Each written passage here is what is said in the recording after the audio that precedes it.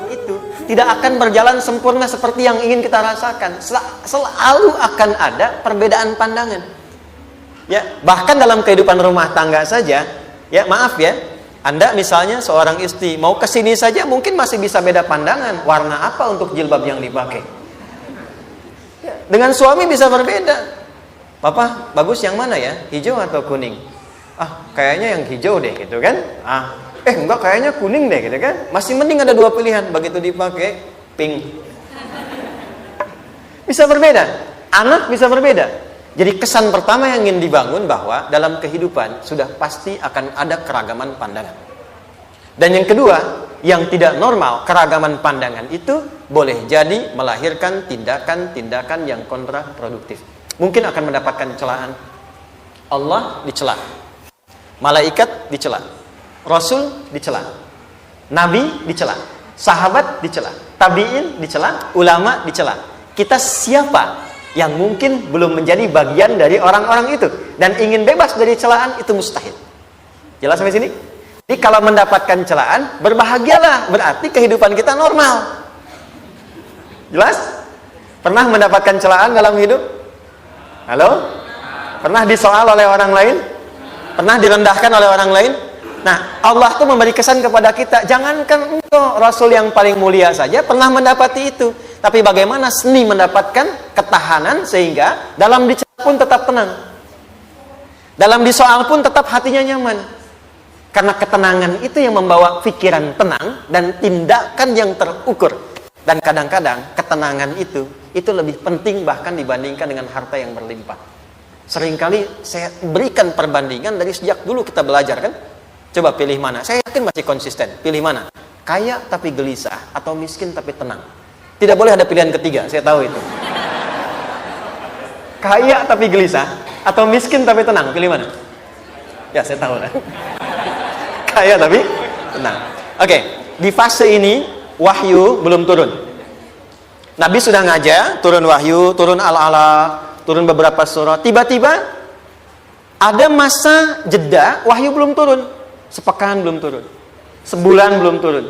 Disitulah muncul seakan ada amunisi bagi orang-orang yang tidak senang dengan Nabi, tidak senang dengan ajakan Nabi pada kebaikan. Ini poin yang kedua. Kalau Anda berbuat baik, pasti ada tantangan. Ingat ya, kalau Anda berbuat baik, apapun itu, pasti ada tantangan. Yang menguji konsistensi kebaikan itu apakah serius untuk dilakukan atau tidak. Maka mulai muncul tuduhan. Lihatlah Muhammad dari ditinggalkan sama Tuhannya. Itu Muhammad dah gila tuh, naik turun bukit, naik turun lagi, kayak orang bengong. Muhammad udah ada beban di pundaknya. Jangankan umatnya, Rasulnya saja yang mengklaim Rasul punya masalah katanya, ya kan? Dan ditinggalkan Tuhannya, kok masih mau ikut Muhammad? Maka dalam keadaan itulah kemudian ditunggu, naik turun, turunlah kemudian dua surah sekaligus, surah 93, surah 94, yaitu surah Ad-Duha dan Al-Insyirah.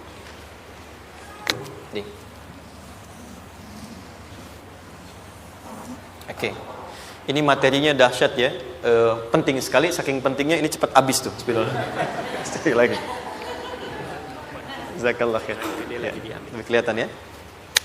Baik, yuk pelan-pelan. Jadi turunnya surah Ad-Duha dan surah Al-Insyirah, hikmahnya satu atau fungsinya satu, memberikan petunjuk bagaimana mengatasi satu persoalan sesulit apapun, tapi masih dapat menghadapinya dengan keadaan yang tenang. Satu surah ini atau dua surah ini diturunkan untuk membimbing setiap hamba menuju kepada ketenangan hati. Dua, membangun kekuatan mental sehingga dalam situasi apapun dia tetap kuat mengatasi berbagai persoalan kehidupan. Nanti terapannya banyak, di bisnis ada. Nanti saya turunkan contohnya. Kadang-kadang ikut tender, sudah bagus, sudah menang, tapi proyeknya diambil orang. Ada yang begitu? Nanti ada ayatnya, ada. Nanti kita turunkan. Udah siap-siap, kan pengen melamar, ternyata keduluan orang, gitu kan? Udah siap-siap, pengen dapat ini, mau lulus, ternyata nilainya nggak seperti yang diharapkan. Muncul, ada, selalu ada demikian. Nanti kompleksitasnya banyak. Tapi dua surah ini, kalau kita bisa kuasai artinya dengan baik, pahami dengan benar, maka akan ada sesuatu yang beda yang terasa dalam jiwa kita dan kesiapan mengatasi setiap persoalan dalam kehidupan. Yuk kita baca dulu ya, supaya dapat keberkahannya dari dua surah ini. Saya bacakan, Anda ikuti ya. A'udzu billahi minasy syaithanir rajim.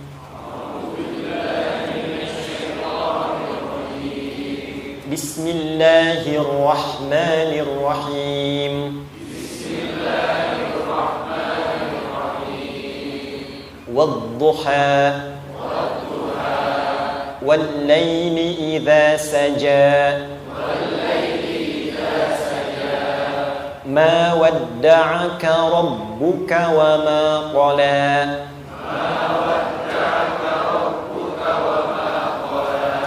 ما ودعك ربك وما قلى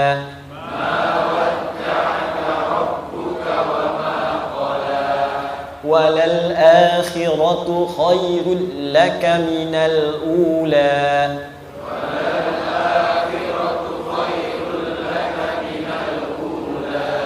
ولسوف يعطيك ربك فترضى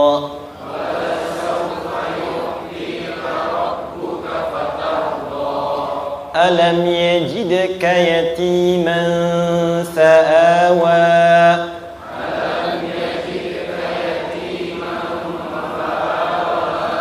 ووجدك ضالا فهدى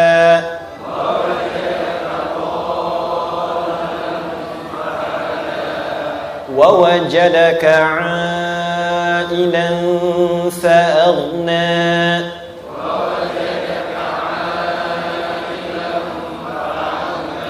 فأما اليتيم فلا تقهر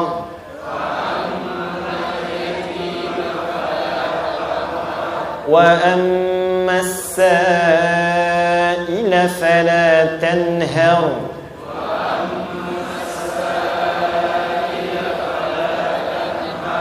وأما بنعمة ربك فحدث.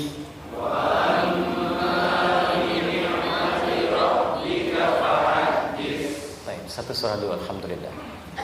Izin saya bacakan tadi untuk diikuti, supaya setidaknya kalau kita pulang dan ditanya bagaimana hidupmu engkau jalani, seperti apa engkau berinteraksi dengan Quran yang telah aku turunkan, maka kita pernah menjawab, ya Allah, kami pernah baca akan itu. Jangan pernah kita berkehidupan sampai wafat dan tidak pernah berinteraksi dengan Quran walaupun sekedar membacanya. Wadduha, aku bersumpah. Setiap huruf waw yang berada di awal kalimat di satu surah itu makna utamanya berarti sumpah. Ya, qasam, sumpah. Seringkali diartikan demi, ya. Wal asri, demi masa. Wal fajri, demi waktu fajar. Wal laili, demi malam. Intinya sumpah. Sebentar, pelan-pelan. Kalau Allah menyampaikan sesuatu kepada kita, yakin tidak? Saya ulang, yakin tidak?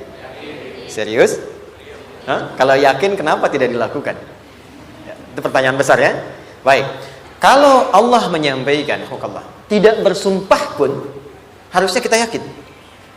Tapi kalau Allah bersumpah, dalam kaidah ilmu tafsir, berarti ada sesuatu yang sangat penting, yang saking pentingnya akan sangat dibutuhkan oleh setiap hamba, sehingga diminta setiap hamba itu fokus menyimak apa yang mau disampaikan. Bahkan saking pentingnya menyimak itu, Allah bersumpah. Jelas?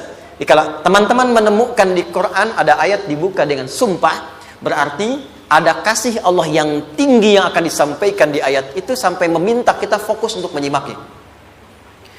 Ad-duha, untuk memudahkan maknanya, teman-teman, kalau waktu duha itu jam berapa ya? Oke, sebetulnya dimulai sejak matahari itu mulai naik, yang memantulkan, ya, atau menyinari cahayanya itu mulai terasa lembut. Ya, kalau misalnya kita ambil 1,5 jam setelah subuh. Sekarang subuh 4:30 lah, taruhlah 4:30 ya. 1,5 jam berarti jam 6 kan? Nah, itu awal duha tuh. Awal duha. Sampai ke pertengahan kurang lebih 9:30, jam 10. Akhir duha jam 11 sampai menjelang ke zuhur. Awal duhanya disebut dengan syuruk namanya. Syuruk. Jadi syuruk itu awal duha. Kalau sudah jam 6 ada cahaya matahari ya. Enak nggak ke tubuh kita itu? Nyaman nggak? Jam 8 enak nggak kalau berjemur ya? Jam 9 enak ya? Nah, ini kata kiasan dalam bahasa Arab. Kalau kita merasakan sesuatu yang enak, nyaman, memberikan manfaat yang banyak, itu orang Arab sering memberikan kiasan dengan waktu-waktu tertentu. Di antaranya duha. Jadi kalau kita menemukan kalimat duha, jangan langsung diartikan ke waktu duhanya. Boleh jadi yang diinginkan adalah makna di balik itu, yaitu semua kenikmatan dan kenyamanan yang didapatkan. Cara mengartikan ini, wadduha, aku bersumpah, kata Allah, ya Muhammad, demi semua kenikmatan yang kau rasakan dalam hidup, seperti engkau merasakan kenikmatan cahaya duha itu. Jelas? Wal-laili idza saja, dan aku bersumpah, al-lail, lail itu apa? Malam. Baik, lail turunannya, layali jamaknya, lela, lili, lala, itu malam. Jadi kalau ada ibu leli, ibu malam-malam ya. Lail. Oke. Lail itu malam. Malam gelap nggak? Gelap. Tapi kalau gelapnya gulita, tidak ada cahayanya, gelap betul gitu. Gelap ya. Misalnya sedang kita dapati misalnya satu momentum padam lampu, padam semua, dan pas gerhana misalnya gelap sekali. Nah, itu bahasa Arabnya disebut dengan saja namanya. Ya, saja. Wal laili idza saja. Dan malam apabila telah gulita, zaman Nabi kan gak ada lampu ya, belum ada PLN ya, dan seterusnya, jadi gelapnya betul-betul gelap. Saya mau tanya sebentar, biasanya kalau situasi gelap itu mudah nggak menemukan benda tertentu? Melangkah mudah atau sulit? Tidak mudah untuk dilakukan kan? Dalam bahasa Arab, kalau kita ingin mengungkapkan satu kegamangan yang luar biasa, sampai kita merasakan gelap dan sulit melangkah, bukan hanya karena nggak ada cahaya, mungkin karena ada pekerjaan tertentu yang menyulitkan, masalah tertentu yang menyulitkan, sehingga merasa seakan-akan kita tuh gelap. Makan nggak enak, melangkah susah. Pernah nggak merasakan situasi yang saking beratnya satu beban itu seakan-akan makan nggak mau, melangkahnya berat, ada vertigo, kadang-kadang pusing. Pernah merasakan itu? Itu bahasa Arabnya, wal-laili idza saja.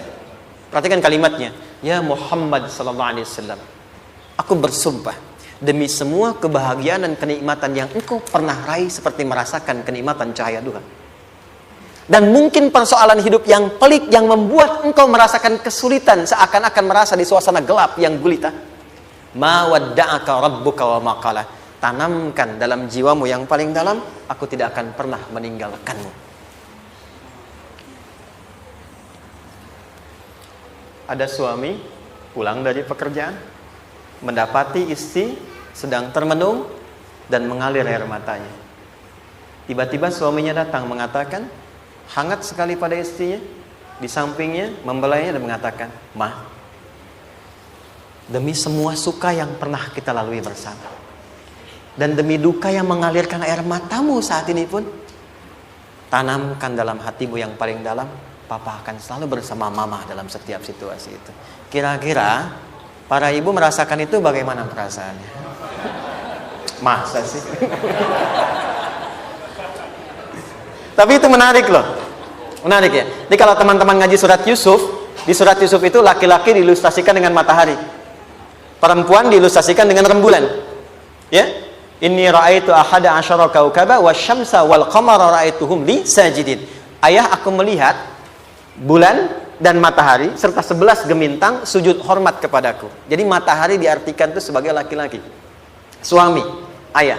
Kenapa disebut matahari? Diilustrasikannya, matahari itu kan menyengat dengan kuat. Kalau kita menjemur, mengeringkan pakaian, melindungi.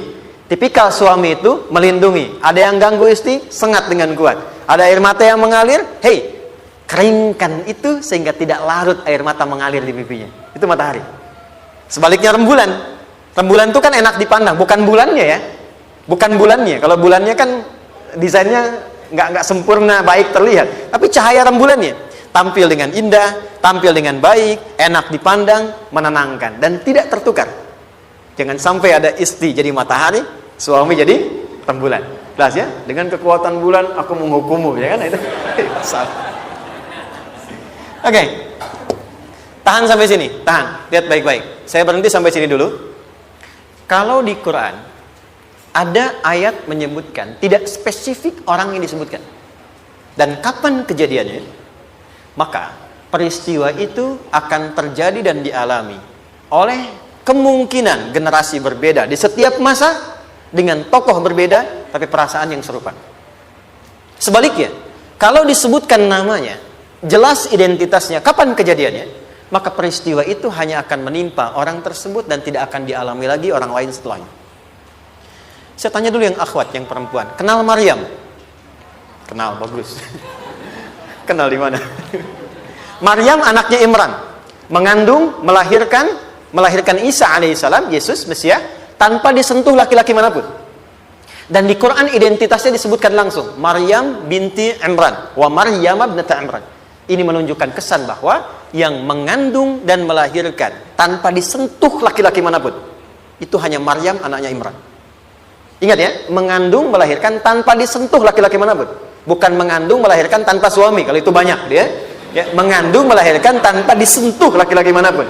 Hanya Maryam binti Imran. Tapi kalau nggak disebutkan siapa orangnya, kapan kejadiannya, tidak detail disebutkan, ini artinya situasi itu akan dialami kembali oleh orang di masa depan dengan generasi yang berbeda tapi substansi yang sama. Pertanyaannya, pernahkah kita mengalami situasi yang sulit sampai seakan merasa gelap? Nah, baik, maka adab yang pertama, jika mengalami situasi seberat apapun dalam berkehidupan, maka dekati Allah Subhanahu wa ta'ala. Ini awalnya, dekati Allah. Apalagi kalau ada yang mengatakan ini nggak mungkin, ini nggak akan terjadi, ini nggak bisa. Kalau sudah ada tanda seperti itu tanda langsung dari Allah supaya Anda diminta langsung mendekat kepada Allah dan tinggalkan semua makhluk. Karena Allah hanya akan mengabulkan langsung kepada Anda tanpa perantara siapapun. Itu yang terjadi pada Nabi Zakaria. Ini nggak mungkin, ini mustahil. Maka beliau langsung memohon kepada Allah dan langsung menyebutkan, ya Allah, saya minta darimu saja, tidak dari yang lain. Maka dikabulkan seketika. Jadi yang pertama, jika punya kesulitan sebesar apapun, seberat apapun, cepat dekati Allah. Maka di situ akan dijawab langsung oleh Allah, ma wadda'aka rabbuka wa ma qala. Hambaku, sepanjang engkau mendekat kepadaku, maka yakinkan dalam dirimu, situasi apapun yang kau rasakan, aku tidak akan pernah meninggalkanmu. Sudah? Satu? Paham sampai sini? Oke. Pelan-pelan ya. Saya belum bicara caranya. Saya baru bicara di awal motivasinya. Dekati Allah dulu, nanti caranya didetilkan di surah Al-Insyirah. Teruskan. Ma wadda'aka rabbuka wa ma qala. Walal akhiratu khairul laka minal. Perhatikan. Hei, seberat-berat bebanmu saat ini, ingat, satu saat akan tuntas. Dan ini pun ujian. Kalau sudah meninggal, gak ada ujian lagi. Dan nanti kehidupan yang sekarang, apapun yang kau pertentangkan, perdebatkan, perselisihkan, itu semua akan ditinggalkan. Jadi ternyata Allah mengungkap hakikat kehidupan dunia. Apapun yang diperselisihkan, tuh unik ya. Orang berselisih pada yang akan ditinggalkan. Aneh nggak? Ada orang berebut makanan, ya kan? Rebutan sampai berkelahi dan sebagainya. Pada akhirnya makanan yang diperebutkan itu pun akan ditinggalkan. Yang ini meninggal, itu meninggal. Jadi memperebutkan sesuatu yang pada akhirnya akan berakhir. Kata Allah, Allah sampaikan, jika Anda mengalami situasi, sesuatu yang mungkin membuat berat, tanamkan pada jiwa kita, hei, yang aku kejar-kejar ini, boleh jadi aku akan tinggalkan juga. Kenapa aku harus menangisi dan larut pada sesuatu yang tidak abadi? Maka Allah hibur kita dengan mengatakan, kamu tenangkan diri dulu. Semua yang kamu pikirkan sampai membuat kamu berat begini, pada akhirnya kamu tinggalkan. Dan yang abadi itu akhirat. Walal akhiratu khairul laka minal. Dua, pelan-pelan sikapi setiap masalah dengan proporsional. Jangan terlalu larut dalam sesuatu.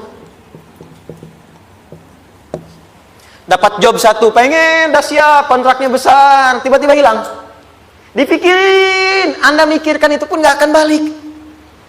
Proporsional aja dulu. Ya, nanti caranya akan turun nanti di alim syirah. Tenangkan diri dulu. Prasangka baik kepada Allah Subhanahu wa taala.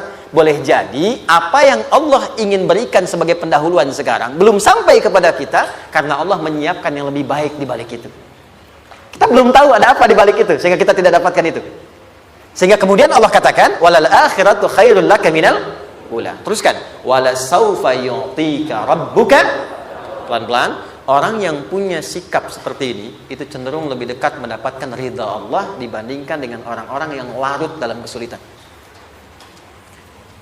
Orang yang move on dengan setiap persoalan dalam kehidupan, cepat berpikir secara proporsional, tidak menggantungkan hidupnya pada persoalan tertentu sehingga membuat dia menjadi beban, itu lebih mendekatkan dirinya kepada ridha Allah dibandingkan dengan orang yang meratapi persoalan hidupnya.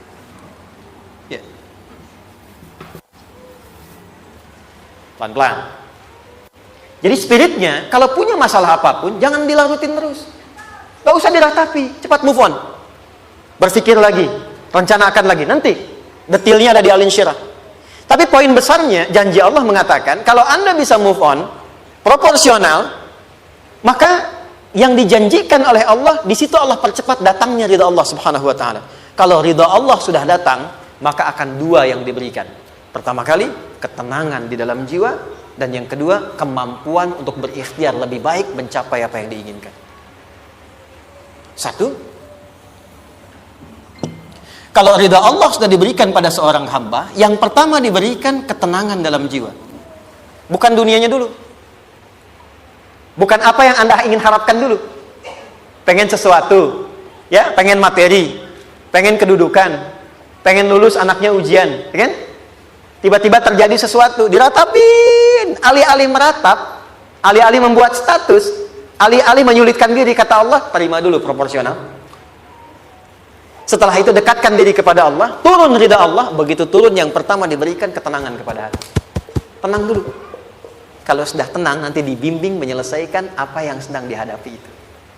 Itu poin yang ketiga. Pelan-pelan. 4. Kita masuk ke detail sekarang. Perhatikan baik-baik. Ini yang paling menarik. Alam yajidka yatiman fa'awa.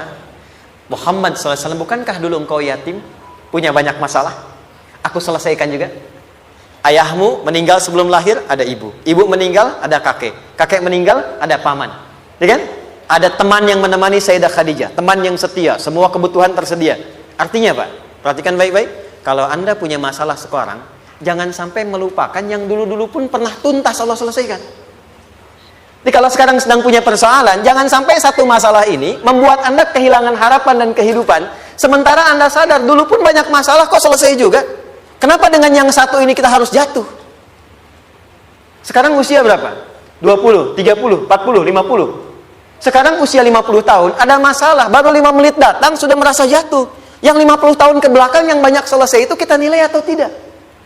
Maka kata Allah, seperti yang dulu pernah aku selesaikan ribuan masalah itu, yang sekarang pun mudah aku tuntaskan. Jelas? Nah, secara psikologi, orang-orang yang selalu bertindak seperti itu akan selalu punya harapan lebih tinggi untuk menyelesaikan persoalannya. Jadi kalau sedang punya masalah, pikirkan yang dulu juga selesai, masa yang sekarang nggak selesai. Itu prinsipnya. Secara psikologis demikian. Jelas ya? Oke. Wa wajadaka dhallan fahada. Muhammad, dulu engkau pernah mengalami melihat masyarakat banyak berbuat yang tidak baik, aku berikan petunjuk. Kuncinya fahada di situ. Orang yang punya motivasi kuat dan keyakinan untuk bisa menyelesaikan persoalannya, maka dia akan lebih cepat mendapatkan petunjuk Allah untuk mendapatkan solusi terbaik. Ada sini. Saya agak cepat ya, mohon izin. Wa wajadaka 'ailan fa'aghna. Bahkan, maaf, bukan sekedar selesai. Kalau perlu saya bikin kaya, kata Allah. Aghna itu kalau ilmunya luas. Kalau harta, hartanya banyak. Kalau kedudukan, kedudukannya tinggi. Hei, engkau yang sedang mengejar kedudukan, aku tahan sebentar karena ada yang gak bagus untukmu di sini. Tapi kalau kamu terima, aku angkat itu lebih daripada apa yang kamu harapkan. Kamu pengennya bintang 2, aku naikkan sampai bintang 4. Kalau perlu 5 sekalian. kamu yang ingin kampus di sini, aku tahan, bahasa kamu nggak lulus, kamu nangis, kamu mengadu, kamu datang pada orang tuamu. Orang tua mulai protes, mulai curhat, macam-macam. Terima dulu. Mungkin di sini ada yang tidak baik, seperti doa ibumu yang sering memohon, ya Allah, jangan sampai anakku berbuat yang salah. Jangan sampai terjebak narkoba. Jangan sampai terbawa tawuran. Di sini ada yang kurang tepat untukmu. Kalau kamu riba, kamu terima, kamu proporsional, bahkan aku pindahkan ke kampus yang lebih baik yang tidak kamu bayangkan sebelumnya. Di orang-orang yang selalu menerima apa yang Allah ujikan dan riba dengan itu, maka Allah akan angkat derajatnya bahkan melebihi ekspektasi dirinya. Paham? Kalau sudah seperti itu, maka lihat ujung ayatnya. Lihat ujung ayatnya. Fa'ammal yatima fala taqhar. Maka jangan pelit berbagi kepada orang lain. Share. Kalau sudah sukses, share. Berbagi, bukan hanya materi, bagi ilmunya, ya, bagi kebahagiaannya. Wa ammas sa'ila fala tanhar. Jangan sampai nunggu orang minta. Kalau lihat ada kawan yang butuh, sekarang Anda sukses. Tapi boleh jadi kesuksesan Anda itu tangganya dari teman-teman Anda. Kalau sudah teraih ke atas, lihat lagi anak tangganya ke bawah. Ajak teman, jangan ditunggu minta. Ajak, bawa dia, berikan peluang. Jangan sampai dia minta, apalagi Anda bentak-bentak. Aku kan yang dulu bantu kamu. Jangan sampai keluar kata-kata itu. Kamu bisa naik di atas karena aku kan yang dulu bantu kamu. Kamu bisa jadi pemeran utama karena aku yang rekomendasikan. Karena aku yang dorong kamu, misal. Jangan sampai keluar kata-kata itu. Apalagi langsung keluar, tidak. Ini karena ilmuku saja misalnya. Kalau itu bisa dilakukan dengan baik. Lihat ujungnya. Wa amma bi ni'mati rabbika fahaddits. Maka semua nikmat yang dirasakan akan mudah untuk diimplementasikan dan disyukuri. Jadi semua nikmat itu bukan cuma dirasakan. Jadi membagi semua nikmat itu adalah rasa terbaik untuk menikmatinya. Maaf ya, Anda kalau punya makanan, dimakan sendiri. Dengan dibagi sama-sama, kira-kira rasa nyamannya yang pertama atau yang kedua? Kedua. Makan sendiri, enaknya sendiri kan? Tapi ketika ada teman berbagi dan tahu, oh enak ya, nyaman ya, ada kebahagiaan, ada ngobrol, ada tertawa, ada kebersamaan, itulah inti nikmat yang sesungguhnya. Wa amma bi ni'mati rabbika.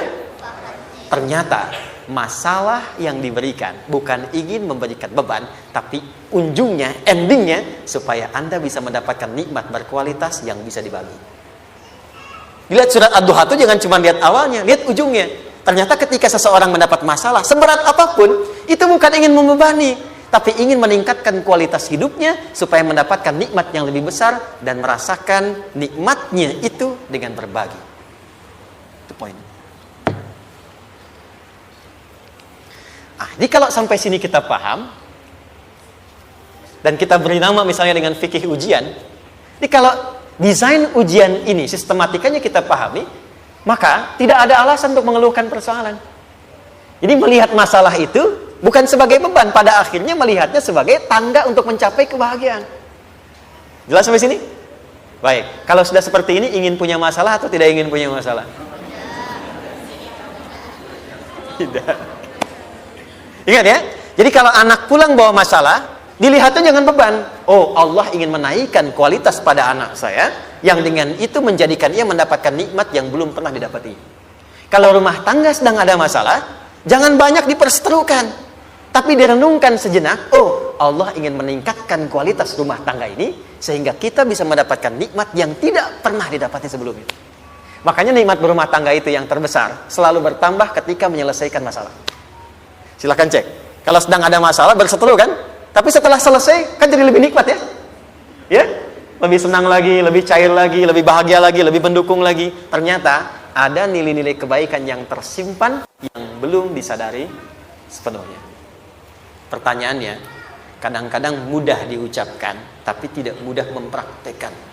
Bagaimana itu semua bisa ditempuh dengan baik sehingga ketika mengalaminya kita bisa tenang menghadapinya. Maka turunlah surah Al-Insyirah. Saya cepat.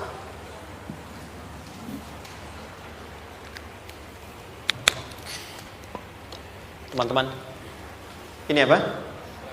Kelas ya? Baik, pelan-pelan sedikit. Kira-kira volumenya besar kecil? Kecil ya? Baik. Kalau saya bandingkan dengan gayung, volumenya besar mana? Gayung ya? Baik. Kalau ini saya perlebar, sehingga bisa memasukkan apapun ke dalamnya, itu bahasa Arabnya disebut dengan insyirah namanya. Jelas? Meluaskan sesuatu sehingga terlihat lapang, sehingga memudahkan setiap hal masuk ke dalamnya. Itu insyirah namanya. Surah ini diberi nama dengan surah Al-Insyirah, yang berarti sesuatu yang lapang, yang tenang, yang nyaman.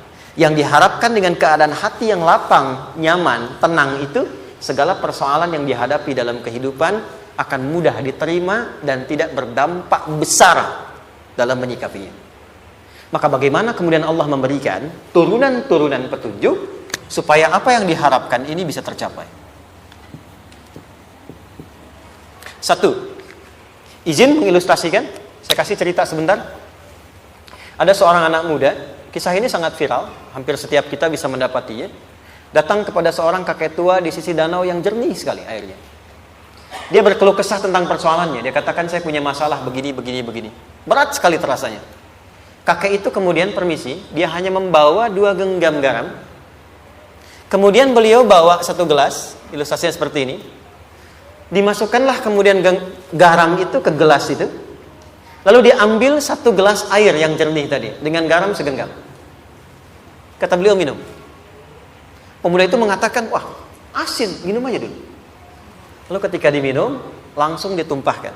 Dia muntahkan, asin katanya. Lalu setelah itu, kakek yang tadi melepaskan segenggam sisanya, dilempar ke danau tadi, yang luas. Lalu diambil lagi dengan gelas yang sama. Sekarang minum. Bagaimana rasanya? Segar, enak, nyaman. Itulah hatimu. Kalau hatimu sempit sesempit gelas ini, maka masalah sekecil apapun akan selalu menghadirkan kesulitan seperti engkau menelan garam tadi. Tapi kalau hatimu luas, sebesar apapun masalah, tidak akan pernah berdampak pada dirimu kecuali engkau mampu menyusun rencana untuk mengatasinya. Kelapangan hati yang membuat diri kita mampu menerima persoalan apapun, itu yang disebut dengan insyirah. Makanya dulu tahun 90-an ada sinetron Hati Seluas Samudra gitu ya. Saya pernah tahu itu. Sama anaknya diapa-apain juga, masih aja ya menerima gitu. Dulu siapa ya? Jeremy Thomas dan lain-lain ya. Saya kira ada gitu. Ya, saya kira itu ya. Saya pernah lihat sejenak ya. Saya jarang-jarang nonton gitu. Pernah lihat aja. Saya senang riset. Jadi kalau riset itu ada riset dakwah, ada riset materi. Saya teman-teman yang musik gitu ya. Saya tidak terlalu dekat dengan musik karena saya di Quran gitu. Tapi untuk mengetahui hukum musik itu bagaimana, saya riset. Sampai ke notasi saya tahu. C, D, F, G, A, B, C, G, A, B, C, D, F, G, D, F, G, A, B, C, D, A, B, C, D, F, G, A, F, G, A, B, C, D, E, B, C, D, E, F, G, Ais, B, F, G, Ais, B, C, D, Ais, Fis, C, D, Ais, Fis, G, Ais, Bis, Cis. Gitu kan ya? Ya? Tapi kalau diminta piano, gitar, ini saya nggak bisa. Ya, tapi untuk menentukan hukum, nah kita bisa paham gitu. Misalnya boleh nggak baca Quran pakai langgam Jawa gitu kan? Nah hukumnya apa? Nanti dari teori itu muncul. Ya, paham ya? Nah, oke, balik sini. Perhatikan baik-baik. 1, saya agak cepat. Ini ditafsir langsung turun Al-Insyirah. Yang pertama, alam nashrah laka sadrak wa wada'na anka wizrak alladhi anqadha dhahrak. Tahan sampai sini dulu, 3 ayat. Saya mulai dari ayat kedua dan ketiga. Perhatikan baik-baik. Wa wada'na anka wizrak alladhi anqadha dhahrak. Artinya apa? Artinya satu beban yang diletakkan di pundak yang berpengaruh kepada semua bagian tubuh. Kita pernah melakukan atau melihat yang angkat beban ya? Beban kan semakin berat diangkat, semakin terasa ke bagian tubuh ya, ke semuanya. Nah, itu namanya wizrak alladzi anqadha dhahrak. Beban yang dipikul yang berat sekali sampai semua merasa. Makanya jadi satu ungkapan dengan mengatakan dia sedang memikul beban yang sangat berat. Sampai kepalanya pusing, tidur nggak nyaman, miring kanan, miring kiri. Itu namanya ya alladzi anqadha dhahrak. 1. Saya percepat, akan ada satu masa dalam hidup setiap hamba merasakan satu persoalan yang seakan-akan beban berat yang dipikul sampai merasa kesulitan dari ujung kepala sampai ujung kaki. Siapapun itu. Jujur ya, setiap kita tanyakan pada diri sendiri. Setiap kita yang ada di sini, saya yakin pasti pernah atau bahkan akan mengalami satu peristiwa yang merasakan beban berat sampai seakan-akan ujung kepala sampai ujung kaki merasakan sakitnya. Ada yang sudah mengalami atau bahkan nanti akan ada yang melalui. Perhatikan baik-baik. Teruskan ayatnya. Wa rafa'na laka. Perhatikan. Kalau ada yang sedang merasakan itu, yakinlah kata Allah, pada saat itu sesungguhnya Allah sedang mengangkat derajatnya dan meningkatkan kualitas hidupnya untuk mencapai sesuatu yang istimewa yang belum pernah diraihnya. Dari sini kita buat persamaan. Ujian. Perhatikan. Berbanding lurus dengan harapan. Banding lurus dengan solusi nanti pada akhirnya. Fokus. Lulus di sini, insya Allah setiap persoalan akan lebih mudah untuk diatasi. Ujian, seberat apapun yang sedang kita alami, tidak akan pernah diberikan kepada kita oleh Allah, kecuali ternyata hikmahnya untuk mengabulkan harapan-harapan besar yang sebetulnya kita mintakan.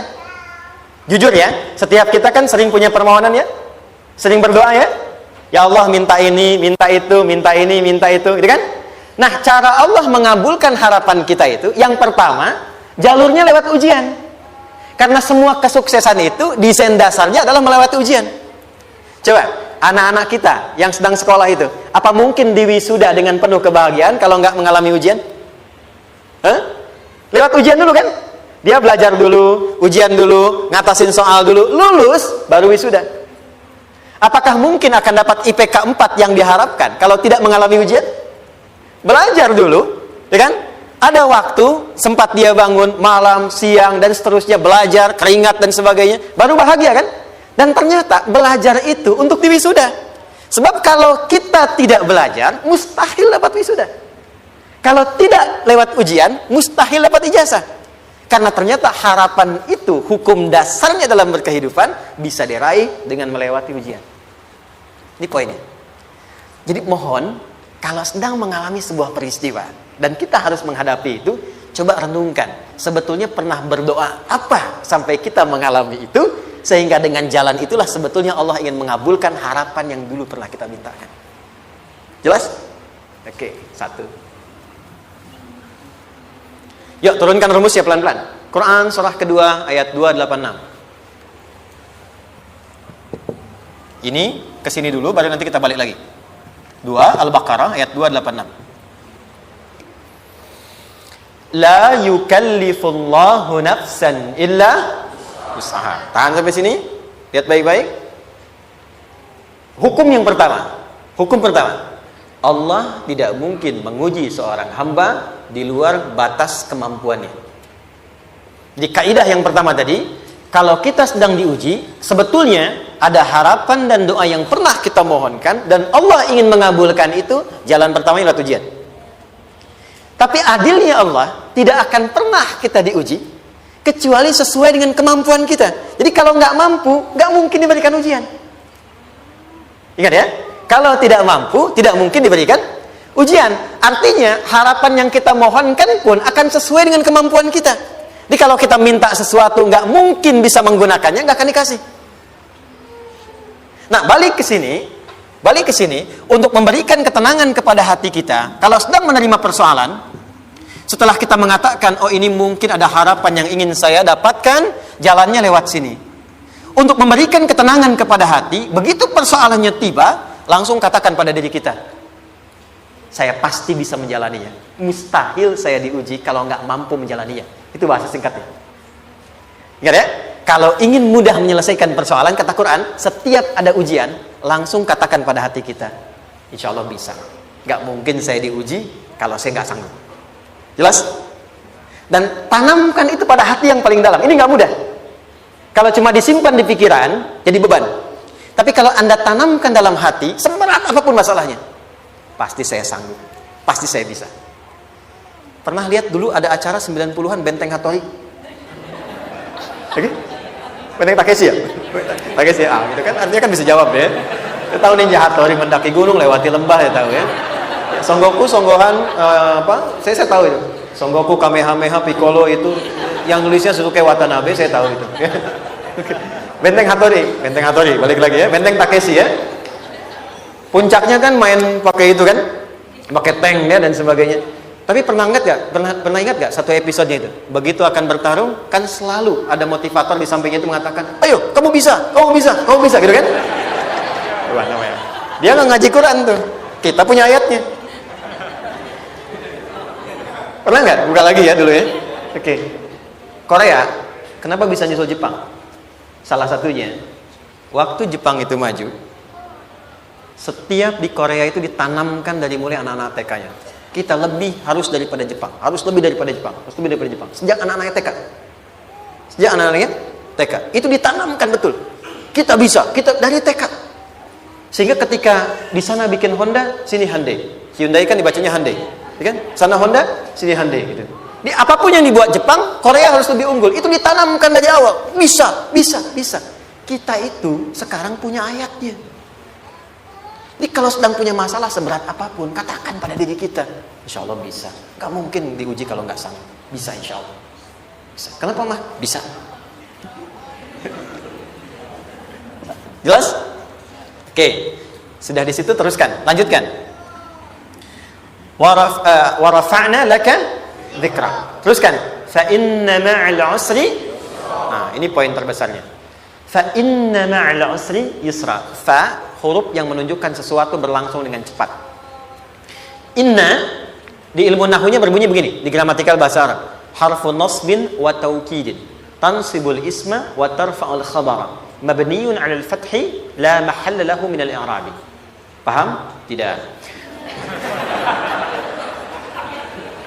Inna huruf yang digunakan untuk menguatkan informasi agar ditancapkan ke dalam hati sekuat-kuatnya dan jangan pernah ragu.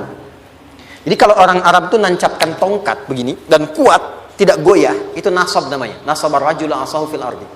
Inna ini harfu nasab.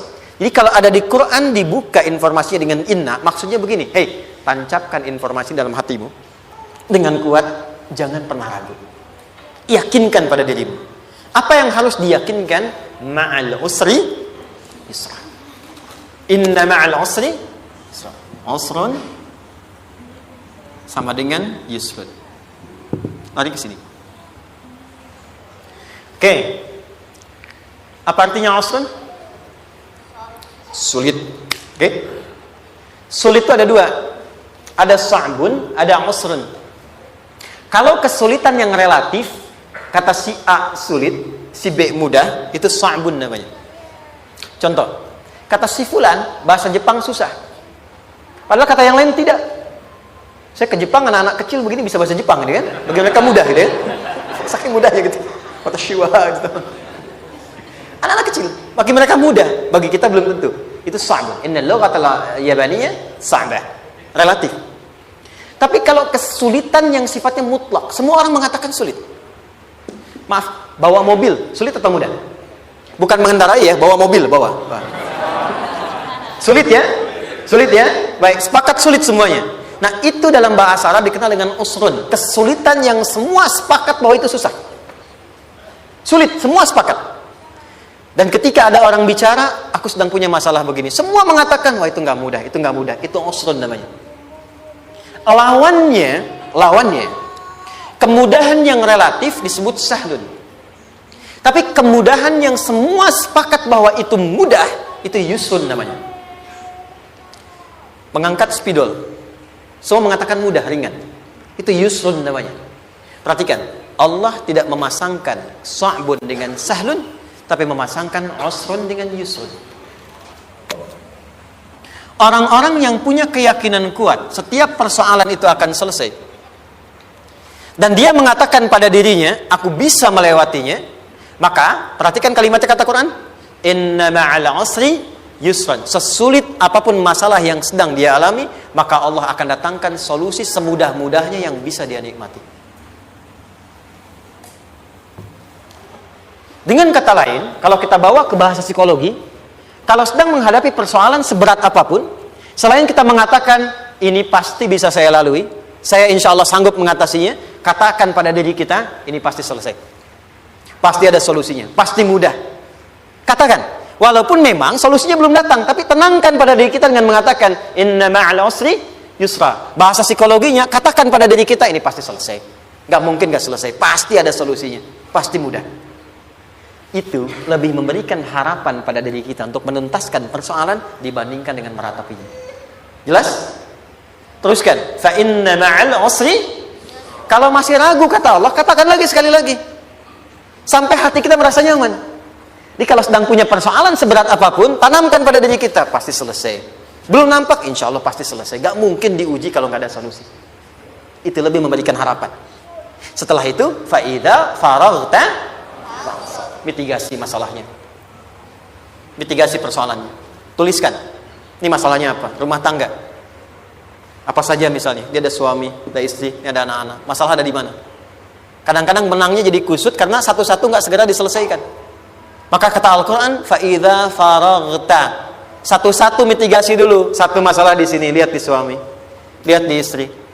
Kalau pekerjaan, masalahnya apa? Sebelum bercabang kemana-mana, petakan. Apakah rekanannya? Apakah relasinya? Apakah kemampuannya? Apakah manajerialnya? Apakah marketingnya? Mitigasi, kotaki semua, selesaikan satu-satu. Setelah itu, apa yang dilakukan? Wa ila rabbika, tawakal sepenuhnya kepada Allah untuk menentukan hasilnya. Tawakal itu yang paling mahal.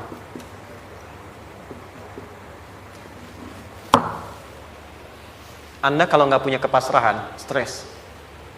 Karena selalu memikirkan apa yang mau dikerjakan dan selalu orientasi pada hasil. Kita punya tawakal. Kalau kita mampu menyerahkan sesuatu, gini. Di sini ada orang yang paling jago misalnya main basket. Ada pertandingan basket. Begitu dibuka, udah tim musyawarah serahkan aja pada si fulan. Kan? Dia yang paling jago, dia. Bukankah dengan menyerahkan itu bukan hanya kita berikan sebuah tugas, ya kan? Tapi dengan itu ada kelapangan tersendiri kan? Yakinlah sukses, ini paling hebat. Pernah ada perasaan gitu? Sekarang, siapa yang paling mampu menguasai? Siapa yang paling hebat menyelesaikan segala hal? Siapa yang punya segalanya? Bukankah Allah? Orang-orang yang punya tingkat tawakal yang tinggi. Maka, satu, dia akan lebih stabil keadaan mentalnya dan tidak akan pernah gelisah dengan kekecewaan. Gak ada kecewa. Karena tawakal itu kalau sudah kepasrahan pasti menerima hasil. Kalau sudah tawakal, terserah Allah tetapkan apa saja. Mau dapat sekarang, dapat besok, dapat nanti. Puncak yang paling tinggi, tugasmu hanya berikhtiar semampu yang bisa dilakukan. Selanjutnya biarkan Allah menetapkan apa yang menjadi bagian dari maslahat kehidupan kita. Saya tutup. Cara Allah menjawab harapan kita ada 3. 1. Memberi langsung apa yang kita mintakan. 2. Menunda itu sampai kita siap menerimanya. 3. Mengganti apa yang kita inginkan dengan apa yang kita butuhkan. Saya ulang ya. 1. Memberi langsung apa yang kita mohonkan. Misal, ya Allah saya ingin A misalnya. Anak saya pengen ke ITB. Tapi nggak mungkin tiba-tiba langsung masuk ITB kan? Pasti lewat ini dulu kan? Ada ujian dulu, ikut tes dan seterusnya diterima sesuai. 2, kadang menunda sesuatu sampai dia sanggup menjalaninya. Anda punya anak usia 5 tahun, pengen diberikan motor. Anda mampu untuk memberi motor, dikasih nggak? Tidak. Sampai dia sanggup mengendarai motor, baru Anda berikan. Terkadang ada yang kita minta sekarang, tidak didapati sekarang. Tapi ternyata tahun depan kita dapat. Kita harus sadar bahwa anugerah yang kita dapatkan tahun depan itu sebetulnya adalah hasil doa kita di tahun ini. Pernah dengar nggak kisah viral? Nabi itu berdoa baru dikabulkan setahun setengah. Setahun 6 bulan. Padahal itu Nabi loh. Kiblat pertama kita kemana? Palestina kan? Baitul Maqdis kan? Nabi berdoa, mohon terus nengok ke langit. Al-Baqarah 144, minta, jawabannya turun setelah setahun setengah, setahun 6 bulan. Ada yang mengatakan di tafsir setahun 8 bulan, baru dikabulkan setelah setahun setengah. Padahal kurang soleh apa Nabi? Nabinya siap, mungkin umatnya yang belum siap. Nabinya siap, tapi ada tantangan di masyarakat yang tidak mudah, yang mungkin bisa meruntuhkan dakwah, baru dikabulkan setahun setengah. Ketika semua umatnya sudah bisa siap menerima itu. Boleh jadi apa yang diminta orang tua sekarang terkabulnya mungkin belasan puluhan tahun pada anaknya yang nomor sekian. Tahu Imam Syafi'i? Imam Syafi'i itu kan nama aslinya Muhammad. Bapaknya Idris. Kakek yang ke atas, yang ketiga namanya Syafi'i. Kenapa disebut Imam Syafi'i? Dinisbatkan pada kakek yang ke atasnya. Ternyata kakeknya ini seorang ulama besar, saleh, memohon kepada Allah. Setiap di keturunannya ada yang bisa menggantikan lebih soleh, lebih baik lagi. Ternyata yang didapatkan bukan dari anaknya, tapi generasi keturunan yang kesekian. Anda belum sekarang bisa hafal Quran. Misalnya, Anda bermohon, berdoa, boleh jadi yang hafal, mungkin bukan di anak, bisa di cucu, bisa di bagian keluarga yang lain. Maka, terkadang tawakal itu tidak hanya memberikan hasil yang cepat, tapi memberikan keindahan yang terasa tertunda, tapi melengkapi kebahagiaan yang dirasakan. Penutupnya, boleh jadi minta ke ITB, diterimanya di Unpad. Minta motor, dapatnya mobil. Kalau itu senang, luar biasa. Minta mobil, dapatnya motor, gitu kan?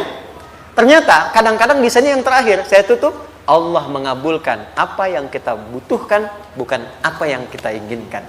Anak Anda sakit, dibawa ke dokter. Kata dokter, jangan dulu makan jeruk. Maka Anda pulang, dia minta jeruk. Anda berikan apel. Saya nggak mau apel, mah. Saya pengennya jeruk. Nggak apa-apa, nah. Ini apel rasa jeruk, misalnya kan? Anda berikan. Ternyata apa? Bukan ingin menyakiti dan tidak mengabulkan keinginan anak, tapi lebih memberikan apa yang dia butuh. Kadang-kadang maaf ya, teman-teman mintanya proyek A, udah capek, di situ nggak dapatnya di yang lain. Teman-teman, itu Allah berikan sebetulnya hasil ikhtiar Anda yang sebelumnya. Cuma dikasih yang lebih baik, yang tidak Anda pernah bayangkan.